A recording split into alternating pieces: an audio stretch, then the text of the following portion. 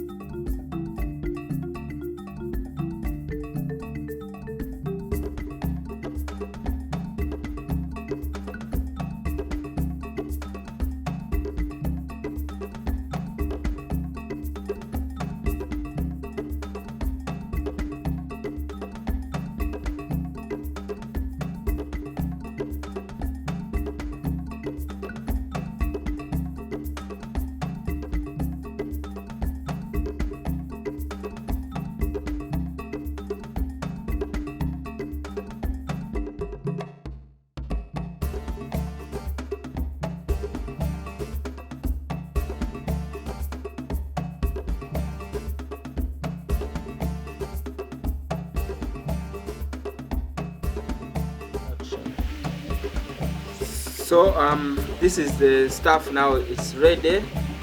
So it's time to taste it. Check it out.